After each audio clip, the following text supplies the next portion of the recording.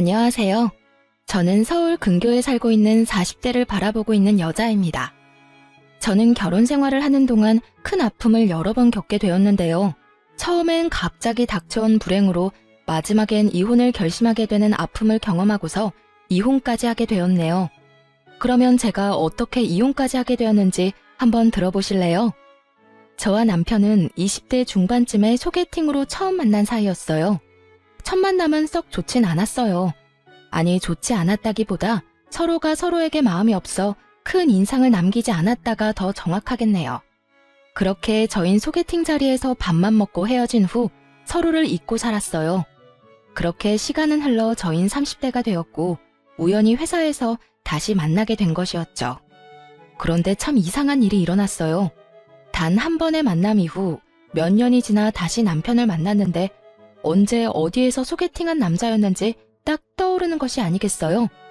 딱히 기억에 남을 만한 에피소드가 있었던 것도 아니었고 정말 조용한 분위기에서 밥만 먹고 헤어졌는데 말이죠. 남편 역시 저를 기억하고 있는지 회사에서 저를 보자마자 아는 척을 해오더라고요. 그래서였을까요?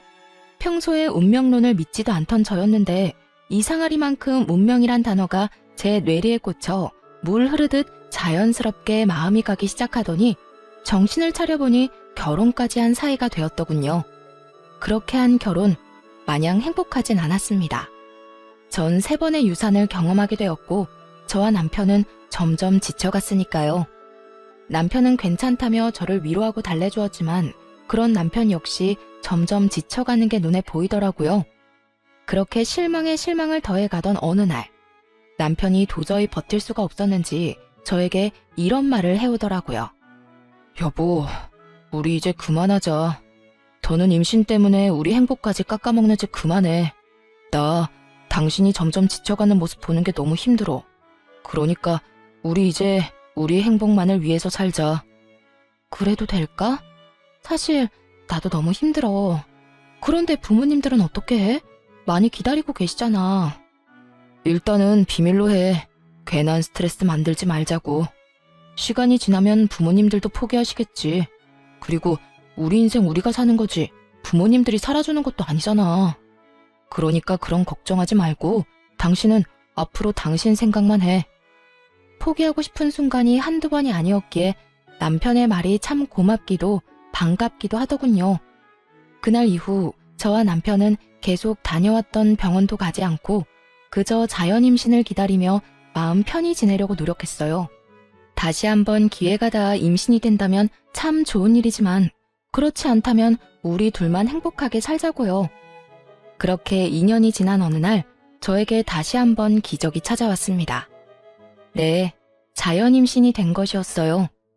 이번엔 무슨 일이 있어도 기적처럼 찾아온 생명을 지키고 싶었기에 전 임신 사실을 알자마자 회사까지 그만두고 몸조리에 힘썼어요.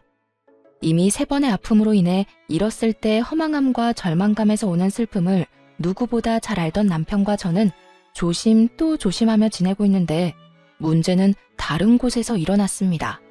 그건 다름 아닌 시모의 입이었어요.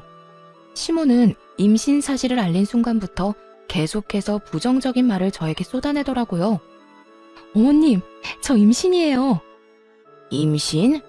너 이 소식 없길래 애 없이 살려나 보다 했는데 그건 아니었나 보네. 그래, 이번엔 몇 달이나 있다가 또 유산하려고 그러니? 처음엔 제 두기를 의심했습니다. 이게 3번 유산한 며느리한테 할 말이라고 생각하시나요? 놀랍게도 시모는 저에게 이런 말을 했고 더 놀라운 것은 그 뒤로 이어진 시모의 말들이었어요. 어머님, 그게 무슨 말씀이세요? 어떻게 그런 말씀을 하실 수가 있으세요?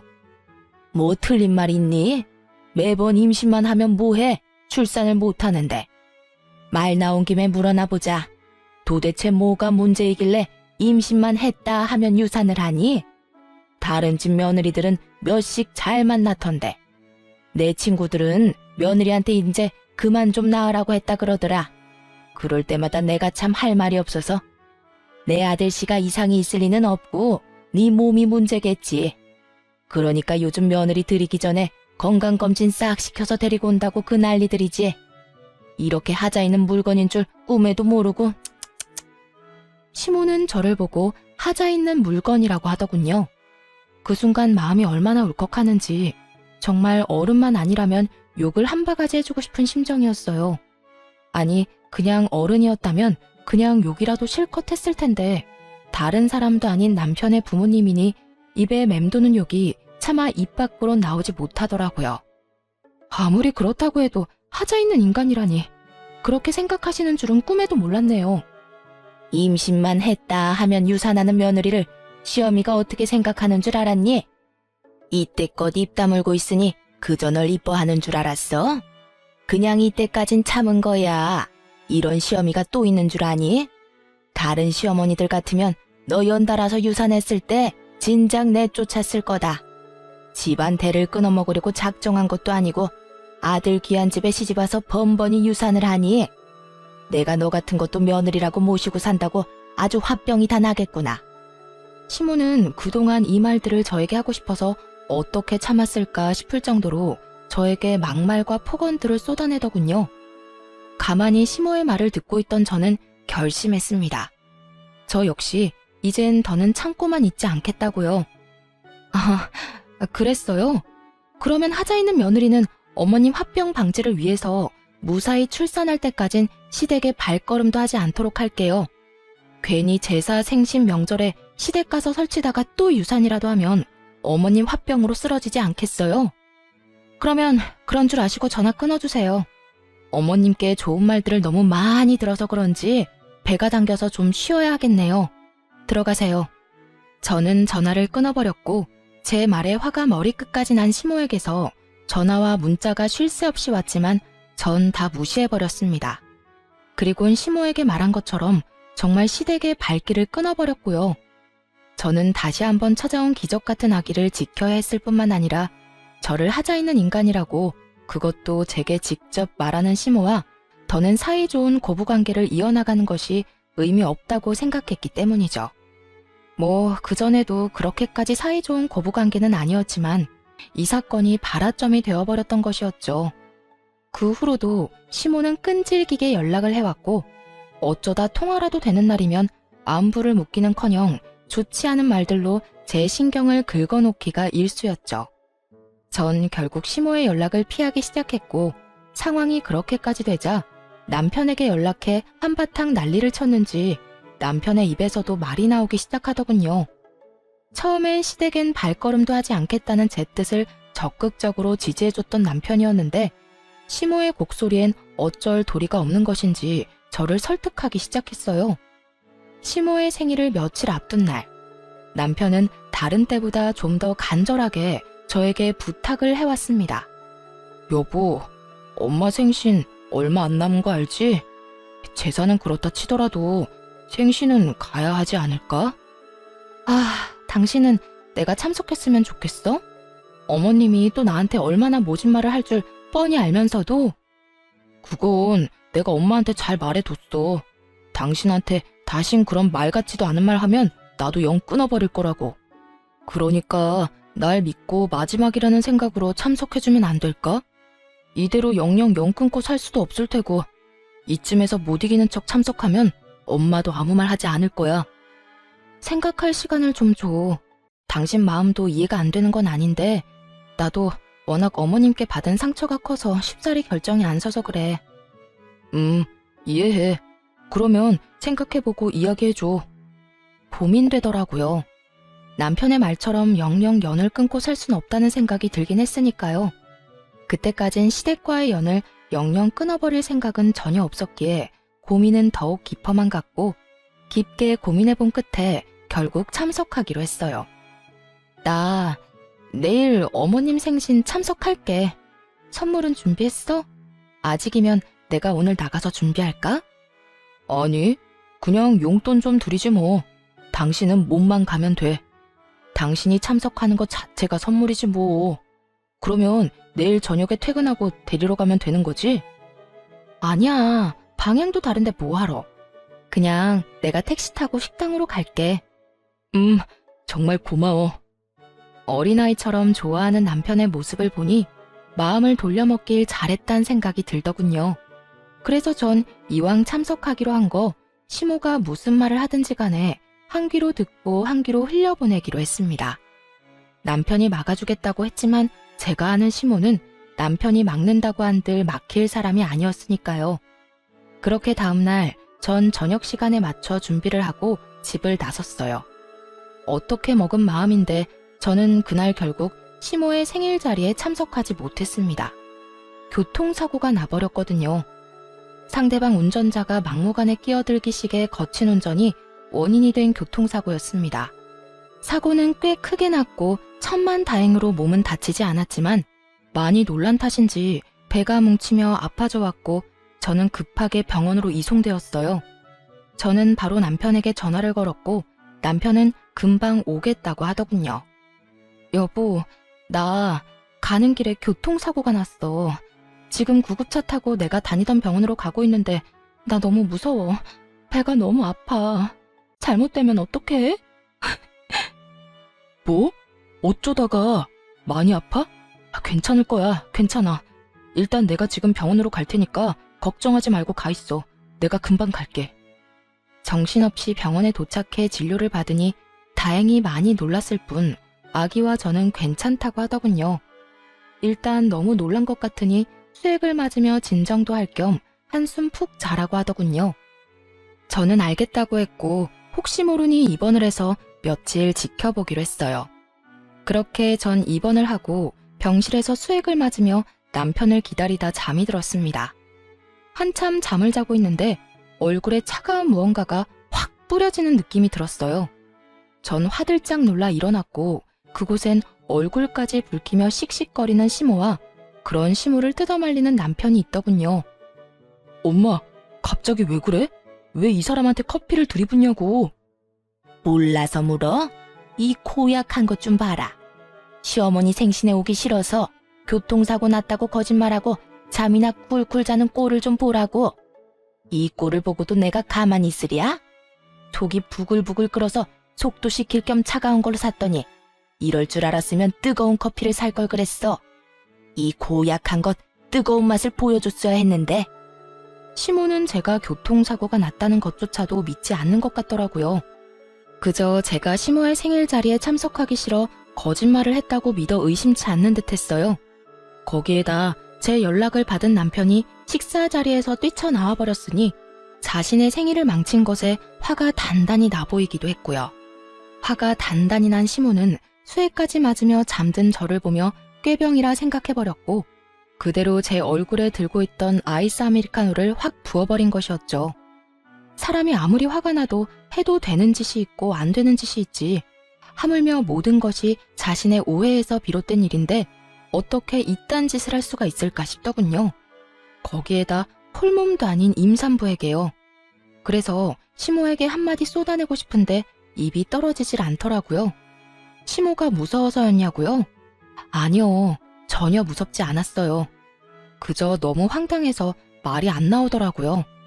남편은 저를 닦아주며 시모에게 계속 화를 내고 있었고 시모는 남편의 말을 깡그리 무시한 채 끊임없이 저에게 욕을 쏟아내고 있었습니다.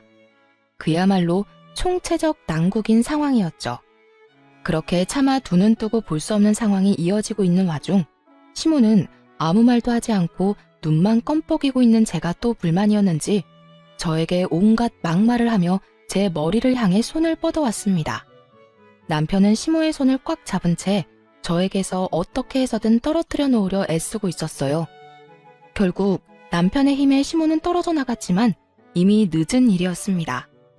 시모가 떨어짐과 동시에 배가 익숙한 느낌으로 아파져 오더라고요. 직감적으로 알았던 것 같아요. 아, 또 유산이구나 하고요. 이런 저의 예상을 뒷받침하듯 침대 시트는 젖어갔고 급하게 의료진분들이 오셔 응급처치는 무사히 마쳤지만 전 결국 유산을 하고야 말았죠. 아기의 힘찬 태동을 느끼며 행복함에 울었던 것이 엊그제 같은데 아기가 저를 떠났다는 사실을 받아들일 수 없어 한동안 참 많이 힘들었습니다. 이런 상황에서도 사과 한마디 없는 시모의 태도에 전 더 큰 분노를 느끼고 있었죠. 남편은 그런 시모를 대신해 저에게 사과도 하고 어떻게 해서든 제 마음을 달래주려 노력했지만 그 어떤 말도 제 귀엔 들리지 않더라고요. 그렇다고 해서 남편에게 막대한다거나 막말을 하진 않았어요. 엄연히 따진다면 이 모든 일은 남편의 잘못이 아니라 시모의 잘못이기에 저의 슬픔과 분노를 M1 사람에게 풀고 싶지 않았기 때문이었죠. 이런 저도 남편에게 요구한 것은 있었습니다. 여보, 나 어머님 용서 못해. 어떻게 지켜낸 아기인데 어머님 때문에 하늘나라 보낸 거 나 살면서 두고두고 원망할 거야. 심지어 어머님 오해에서 비롯된 일들이니 난 더욱 어머님을 용서할 수 없어. 그럴 일도 없겠지만 만약 어머님이 갑자기 정신 차려서 무릎 꿇고 빈다고 해도 난 용서할 마음 없으니까 당신도 앞으론 나 설득할 생각 하지 마. 알겠어. 내가 진짜 미안하다. 내가 그날 엄마를 잘 보고 있었어야 했는데, 아니, 애초에 병원은 나 혼자 갔어야 했는데 미안해. 아니야. 당신 입장 이해하고 그날 병실에서도 당신이 어떻게 할 방도 없었다는 것도 이해해. 단지 난 이제 어머님은 보고 싶지도 어머님 목소리도 듣고 싶지 않으니까 앞으로 어떤 이유에서든 어머님이 나한테 연락하는 일은 없었으면 좋겠어. 당신이 중간에서 그 정도는 알아서 처리해 줄 수 있지? 알겠어. 그건 걱정하지 마. 정말 미안해. 남편은 알겠다고 하며 끝까지 진심 어린 사과를 해오더라고요. 남편도 많이 속상하고 슬플 텐데 제 앞에선 그런 내색 한번 하지 못하고 고개를 숙여야만 하는 남편이 때론 안쓰럽기도 하더군요.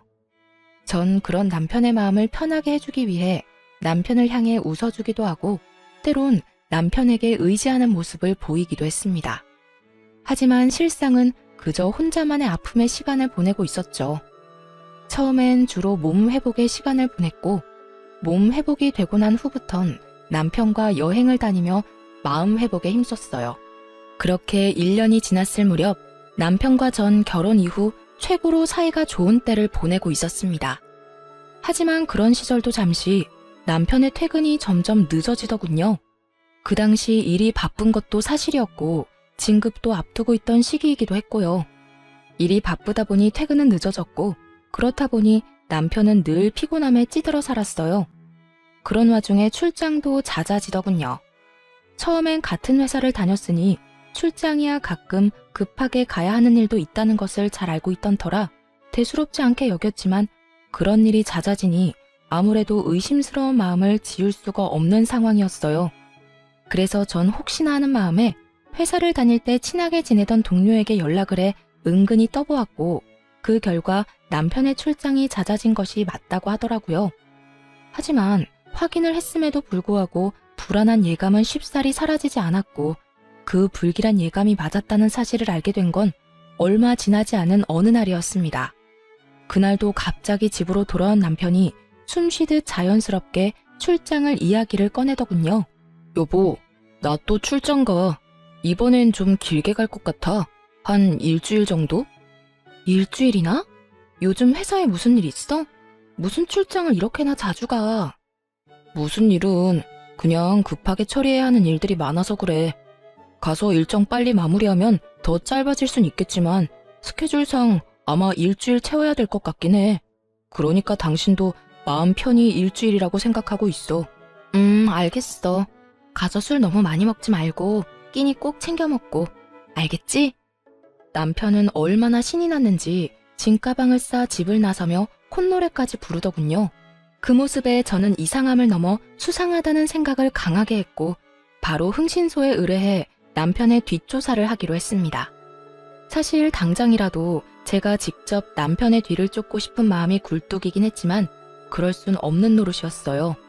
혹여 제가 뒤를 쫓다 들키기라도 하는 날엔 남편이 절 어떻게 생각하게 될지 상상만으로도 끔찍한 지경이었기 때문이었죠. 그렇다고 해서 이런 찝찝한 기분으로 계속 살 순 없는 노릇이었기에 의뢰를 했던 것인데 며칠 뒤 흥신소에서 알려준 사실은 충격적이었습니다. 우선 남편분이 외도를 저지르고 있던 것이 맞더라고요. 예상하셨던 대로 이번엔 출장이 아닌 여행이더라고요. 그런데 좀 특이한 게 동행하신 분이 또 계세요. 그건 아무래도 직접 보시는 게 나으실 것 같아 따로 묶어서 보내드릴 테니 확인해보세요. 아직 며칠 남았으니 더 지켜보다 특별한 일 있으면 다시 연락드리겠습니다. 전화를 끊고 받은 사진들과 정보들은 정말 제 입이 떡 벌어지기에 부족함이 없더군요. 상간녀는 남편의 회사에 다니고 있는 20대 여자로 회사 사장 조카라고 하더군요. 남편의 출장길엔 늘 동행했던 것으로 예상이 되는데 이상한 점은 출장을 함께 가면 상간녀도 거래처 사람들을 만난다거나 다른 일을 한다거나 해야 하는데 오로지 남편만 일을 하고 그 시간 동안 상간녀는 늘 쉬고 있는 것이 이상했다고 하더라고요. 그래서 알아보니 남편이 출장을 갈 때마다 상간녀는 회사를 쉬고 남편을 따라 출장길을 함께 했던 것이었습니다. 아마 매번 남편과 함께 출장을 갈 방도가 없으니 그렇게 했던 것 같더라고요. 그러고 보니 떠오른 남편의 말이 있었어요. 이번에 우리 부서에 낙하산 들어왔어. 낙하산? 웬 낙하산? 사장 조카라는 여자애 하나가 들어왔는데 아무리 낙하산이라도 그렇지 일을 전혀 못하는 거 있지? 어떻게 기본 지식도 없는 핏덩이를 우리 부서에 넣을 수가 있어. 진짜 짜증나서 일할 맛 안 난다니까. 핏덩이라고 칭하며 욕을 해대더니 그 핏덩이와 외도나 저지르는 꼴이라니 정말 구역질이 다 나올 지경이더라고요. 거기에다 두 사람이 만난 시기 역시 참 충격적이었어요. 정확한 시기는 알 수 없으나 두 사람의 대화와 회사에 알아본 시기로 추측해보건대 적어도 몇 달은 되어 보인다고 하더라고요. 몇 달 전이라고 함은 남편과 한창 사이가 좋을 때로 저는 아무것도 모르고 남편에게 고마워하며 남편에 대한 애정을 키워나갈 때 남편은 외도나 저지르고 있었다니 정말 치가 떨려오더군요. 거기에다 정말 가관인 건 뭔지 아세요? 흥신소 직원분이 말했던 또 다른 동행인이 다름 아닌 시모였단 사실이었습니다. 상간녀와 다정히 팔짱을 끼고 있는 시모의 모습을 본 순간 정말 눈이 뒤집히는 게 어떤 느낌인지 알 것 같더라고요. 특히나 이번 출장길이 사실은 출장이 아닌 상간녀와 함께 시모를 모시고 간 여행길이란 걸 안 순간 세 사람이 어떤 추악한 계획을 세우고 있는지 훤히 다 보이더군요. 제가 누구 때문에 아기를 잃고 어떻게 그 힘들고 절망적인 순간들을 이겨냈는데 그런 제 뒤에서 남편과 시모는 이딴 짓거리나 저지르고 다녔다니 이혼을 해도 곱게 이혼을 할 수는 없는 노릇이었습니다. 일단 전 친하게 지내던 예전 회사 동료를 만나 사실을 말해주며 상간녀에 대해서 알아보기로 했습니다. 워낙 친하기도 하고 믿었던 친구라 숨김없이 모든 걸 털어놓게 되었죠. 너 얼굴이 왜 이래? 아직 몸이 안 좋은 거야? 아니, 몸은 완전히 회복됐는데 기가 막힐 일이 생겼어. 회사에 사장님 조카 다니고 있지? 그 여자애랑 내 남편이랑 바람 피우고 있더라. 그래서 오늘 너한테 만나자고 했어. 뭐? 지금 그 말이 사실이야? 어디 할 짓이 없어서 유부남을 건드려. 어쩐지 눈웃음 살살 치고 다니더라니. 와, 현욱 씨가 바람 피울 줄은 진짜 상상도 못했다. 아마 사장 조카라는 게 크게 한몫을 한 것 같더라. 처음엔 어린 핏덩이 낙하산이라고 하면서 싫어했었거든. 그런 인간이 왜 갑자기 사랑하는 마음이 생겼겠어? 어떻게 해서든 사장 조카 줄 잡고 성공하고 싶어서 그런 거 아니겠어? 아무래도 회사를 물려받는다는 소문이 돌고 있긴 하지. 그 소문 진짜야? 와, 너무 억울해서 말이 안 나오네. 이혼하면 그년이랑 하하호 잘 먹고 잘 살 거 아니야. 억울해서 미치겠다 정말. 그렇게 될 것 같으면 내가 이렇게 웃고 있겠어? 걱정하지 말고 넌 이혼 준비나 제대로 해. 내가 다 도와줄 테니까. 이렇듯 친구는 저에게 필요한 사실과 정보들을 다 알려주었고 마지막까지 저를 돕겠다고 해주었습니다. 그렇게 전 이혼 준비에 박차를 가했고 기다리던 남편의 여행이 끝나는 날 시모에게서 연락이 오더라고요. 기니 할 이야기 있으니 당장 시댁으로 오라는 말이었죠. 시모의 전화를 끊자마자 남편 역시 문자로 시댁에 먼저 가 있을 것이니 바로 오면 된다고 하더군요. 전 마음의 준비를 단단히 하고 시댁으로 향했죠. 오늘도 안 오면 어떻게 하나 했더니 뭐하고 성게야? 천장 안 무너지니 얼른 앉거라. 그래, 여보, 여기 앉아. 시모는 제 얼굴을 보는 것 자체가 짜증이 치밀어 오른다는 듯 저에게 신경질적으로 굴었고 남편은 저의 눈치를 살피고 있더군요. 저는 거실에 자리를 잡고 앉았고 제가 앉음과 동시에 남편과 시모가 준비한 말을 꺼내기 시작하더군요. 여보, 미안해. 내가 정말 당신한테 이러면 안 되는데 나 이제 당신 사랑 안 해. 우리 이혼하자. 그래, 나도 너 같은 며느리 더는 우리 집 가족으로 둘 생각 없다. 애를 못 낳으면 시댁에 자락이라도 하든가. 이건 뭐 며느리를 들인 건지 상전을 모신 건지. 이 와중에 위자료를 주기 싫어 애쓰는 두 사람의 모습을 보니 정말 화가 치솟더라고요. 거기에다 아기를 못 낳게 만든 사람이 누군데 저딴 말을 짓거릴 수가 있는 것인지 이해도 되지 않았고요. 애를 못 낳긴 했죠. 어머님 때문에요. 어머님이 그날 저한테 욕하면서 머리채만 잡지 않았더라도 지금쯤 우리 아기 걸음마 떼고 엄마 하면서 제품에 안겨 있을 거예요. 이게 다 누구 때문인데 감히 그딴 말씀을 하세요? 아니, 얘가 생사람 잡네. 그게 어떻게 나 때문이니? 말은 똑바로 하려무나. 그렇게 떨어질 애였으면 어떻게 해서든 떨어졌을 게다. 네가 몸 관리 잘못해서 떨어져 버린 애를 왜 탓으로 돌리고 있는 게야? 그렇지 않아도 교통사고 나서 놀란 상태에서 다른 사람도 아니고 시어머니란 사람이 무식하게 잡아대는데 애가 어떻게 무사하겠어요? 어머님은 상식이란 게 없어요? 아님 양심이 없는 건가? 내 이년 말하는 꼴 좀 봐라. 하나만 봐도 열을 한다고. 네가 이때껏 날 어떻게 생각했다는 줄 알겠구나. 그러니 이날 이때껏 나한테 그딴 식으로 굴었겠지. 다 됐고 이혼하거라. 당장 여기에 도장 찍어. 시모의 이혼 강요는 점점 심해졌고 남편 놈은 그냥 구경꾼 마냥 보고만 있더라고요. 전 그런 두 사람에게 그간 모아뒀던 사진들을 던져주며 이렇게 말했습니다. 이혼? 그렇지 않아도 하려고 했어.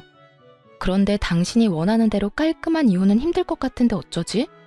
보다시피 내가 알고 있는 게 너무나도 많아서 말이야. 외도 사실을 들켜버린 두 사람은 수상한 눈빛을 주고받더니 무언가 결심했다는 듯 고개를 끄덕이더라고요. 그리곤 이내 남편이 저를 바라보며 이렇게 말했어요. 몰랐으면 좋았겠지만 알았다니 다 말할게. 나 다른 여자 생겼어. 만난 지 얼마 안 됐긴 했지만 나 그 여자 사랑해. 감히 제 앞에서 사랑이라고 하더라고요. 어쩌면 저렇게 뻔뻔할 수가 있는 것인지 화가 다시 한번 치밀어 올랐어요. 사랑? 내가 웃겨서 이런 상황에까지 사랑 타령이 하고 싶니? 솔직히 말해.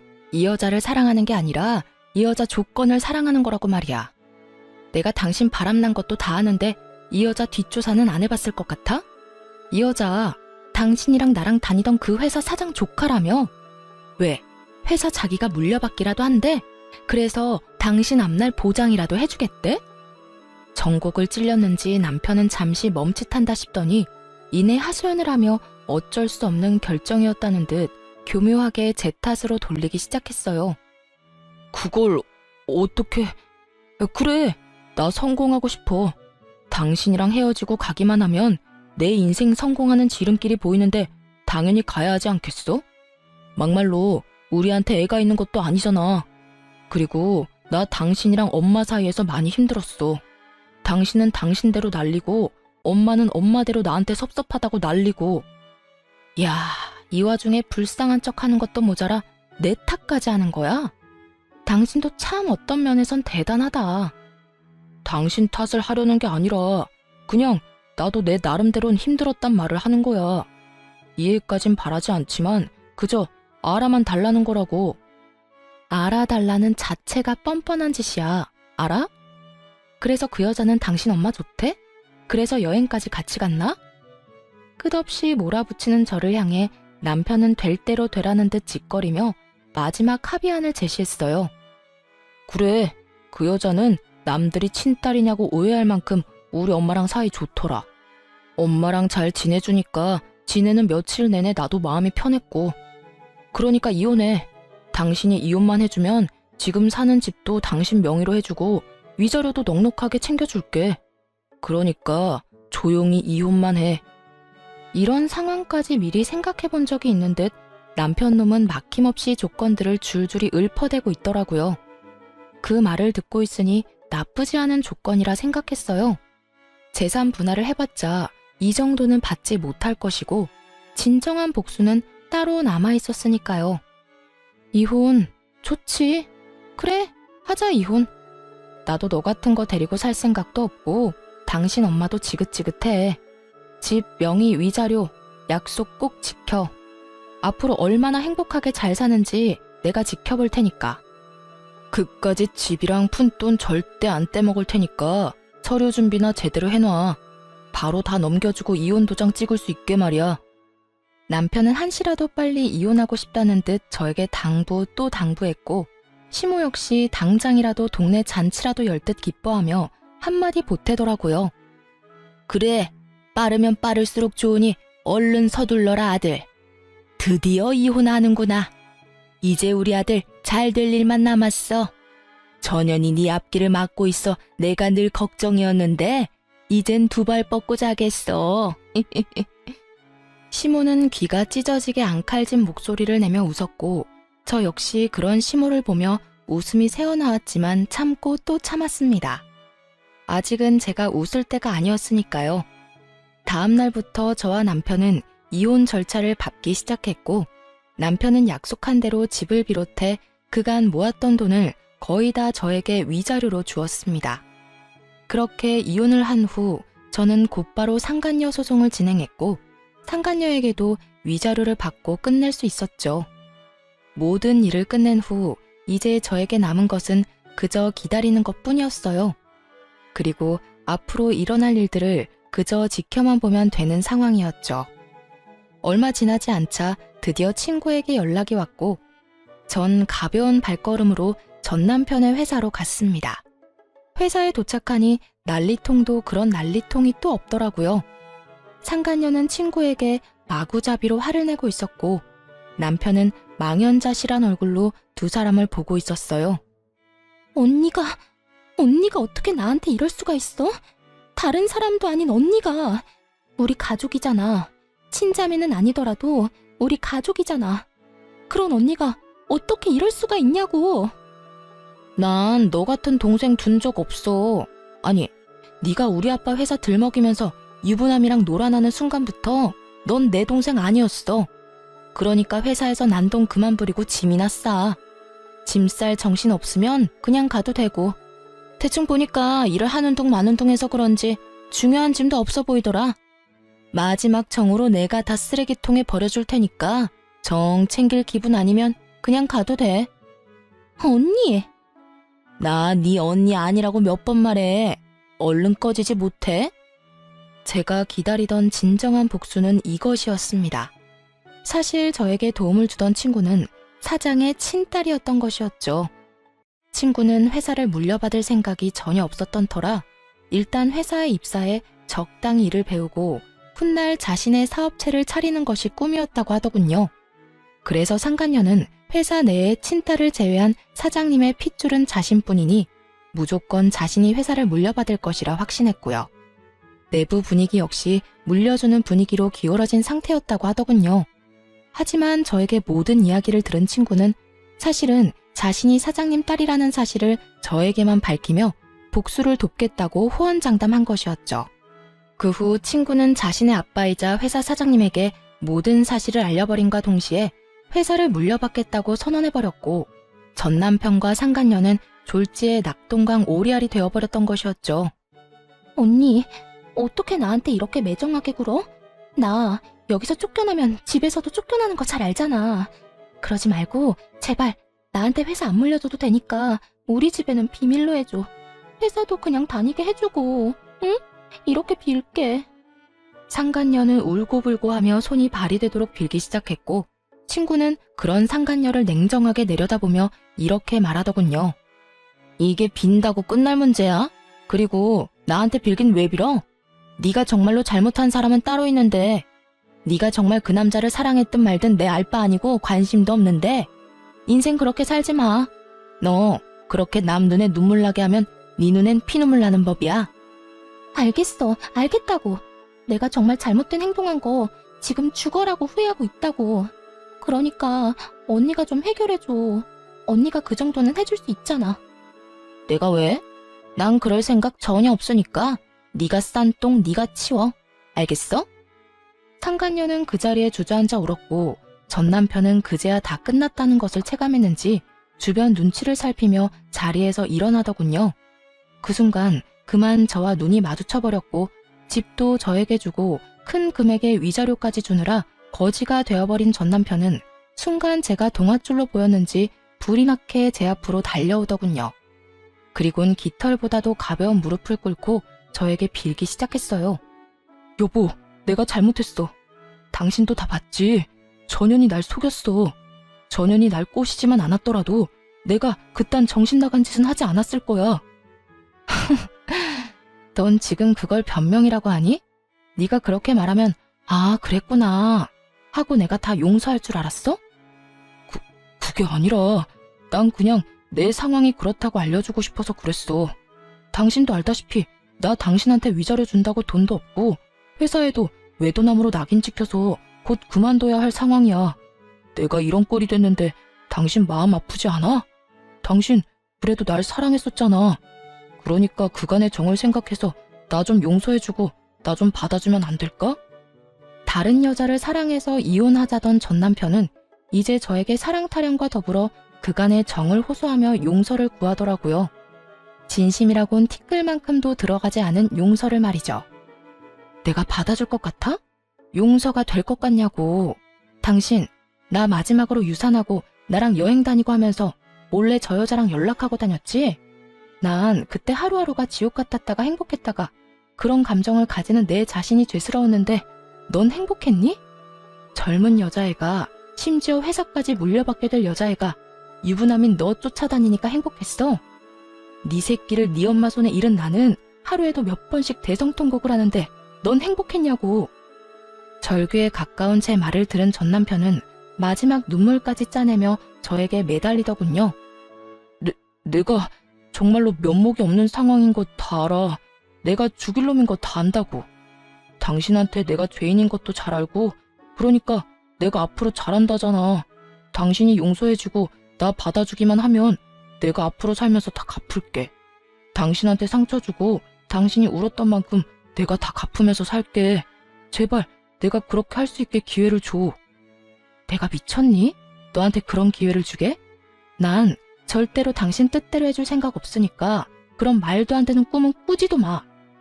끝까지 매달리던 전 남편은 갑자기 태세를 바꿔 미쳐버린 사람처럼 저에게 고함을 지르기 시작하더라고요. 그러면 돈이라도 내놔. 내가 준 위자료라도 다 내놓으라고. 뭐라고? 너 진짜 미쳤니? 그 돈 네 말대로 위자료야. 내 정신적 고통에 대한 손해배상금이라고. 그런 돈을 내가 미쳤다고 너한테 돌려주겠어? 재판 갔으면 그 돈의 절반도 못 받을 거 당신도 잘 알고 있잖아. 그래, 내가 많이 양보해서 절반만 되돌려 받을 테니까 그거라도 내놔. 얼른 내놓으라고. 참다 못한 저는 고함을 지르는 남편의 뺨을 시원하게 날려버리고 말았어요. 그제야 정신이 조금 돌아왔는지 토끼 눈을 하고 저를 보더라고요. 이제 정신이 좀 드니? 지금처럼 정신 좀 차리고 살아. 앞으로 다신 보는 일 없도록 하자. 제발 부탁이다. 그렇게 전 회사를 나와버렸어요. 뒤에서 상간녀와 남편의 고함과 함께 우는 소리가 들려와 돌아서는 저의 발걸음은 더없이 가벼웠답니다. 그 후로 전 남편과 상간녀는 당연한 수순으로 회사에서 잘렸다고 하더라고요. 상간녀는 유부남과 놀아난 것도 모자라 이혼까지 시킨 사실이 본가에 다 알려져 돈 한 푼 없이 쫓겨났다고 하고요. 더 통쾌한 건 뭔지 아세요?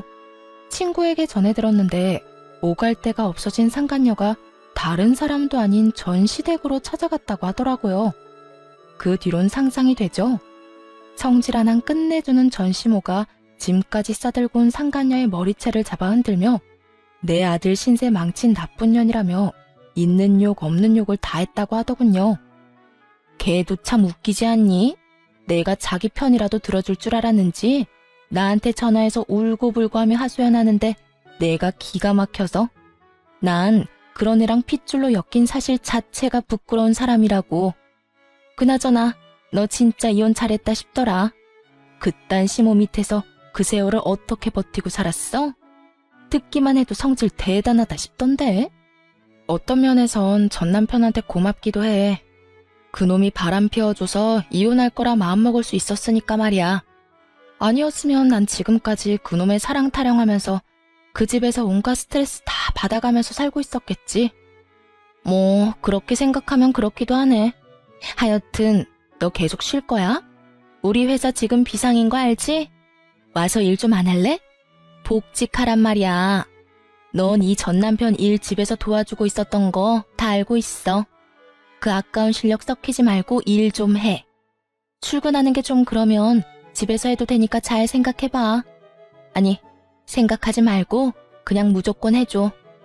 복수를 도와준 것만으로도 참 고마운데 이렇듯 친구는 제 앞날까지 도와주더라고요. 경력 단절인 제가 취업이 힘든 건 당연한 현실이었고 그렇다고 가게를 차릴 성격도 못 되는 걸 잘 아는 친구의 배려였죠. 전 친구에게 다시 한번 도움을 받기로 했고 그 후론 외주 일을 받아 일을 하게 되었어요. 외주라고 하기엔 출퇴근하는 직원과 다름없는 복지를 받는 터라 제 생활은 아주 만족스럽답니다. 특히 친구가 말했듯이 전 남편이 진행하던 일을 제가 마무리하며 그 공을 크게 인정받기도 했어요. 사실 전 남편의 일을 집에서 제가 도왔던 터라 크게 힘들진 않았는데 생각보다 더 큰 보상을 받게 되어 민망할 때도 있긴 하답니다. 전 여전히 만나는 사람 없이 혼자만의 삶을 만족하며 지내고 있습니다. 주변에서 소개를 해준다고들 하지만 혼자만의 삶에 워낙 만족하기에 다시 누군가를 만나고 싶은 생각이 전혀 없는 상태예요. 정확히는 내가 아닌 다른 사람에게 맞춰 사는 것도 싫고 내 감정보다 상대방의 감정에 더 신경을 쓰는 삶을 더는 살고 싶지 않다는 표현이 정확하겠네요. 앞으로도 전 가고 싶은 곳엔 언제든지 훌쩍 떠나는 여행을 즐기고 하고 싶은 일은 마음껏 하며 만나고 싶은 사람은 눈치를 보지 않고 만나는 인생을 즐겨보려고 합니다. 이로써 제 사연은 끝이 났네요. 어떠셨나요? 다들 욕들 좀 하셨나요? 전 사연을 들으며 울기도 많이 울지만 빨리 이혼하지 왜 참고만 있냐고 욕을 할 때도 많거든요. 저 역시 그 상황에 이혼은 하지 못하고 끝까지 남편과 살았던 경험이 있음에도 불구하고요. 사실 마지막 유산을 하고 난 후 이혼을 생각하지 않은 것은 아니었어요. 전 남편은 아무 잘못도 하지 않았다고 하지만 그런 전 남편과 함께 살다 보면 제가 아무리 싫다고 하며 연을 끊고서라도 언젠가는 다시 만나게 될 사람이 전 시모였으니까요. 하지만 그 당시엔 전 남편에게 마음이 남았던 터라 그대로 이혼까지 하게 되면 후회가 남을 것 같더라고요. 결과적으론 더 큰 배신감을 맛보고 이혼을 하긴 했지만 그랬기에 저에겐 미련은 없습니다. 그랬기에 지금 삶이 행복하며 지금껏 느껴왔던 만족감과는 비교도 되지 않을 만큼의 만족하는 삶을 살고 있기도 하고요. 그러니 저와 비슷한 이유로 이혼을 고민하시는 모든 분들이 있으시다면 고민은 길게, 결정은 빠르고 단호하게 내리시길 바라봅니다. 더불어 저에겐 아프고 깊은 상처인 제 사연을 듣고 조금이나마 다른 사람의 결정에 도움이 되길 바라기도 하고요. 그러면 이만 저는 물러가 볼게요. 저의 긴 사연 함께 해주셔서 감사합니다. 다들 행복하세요.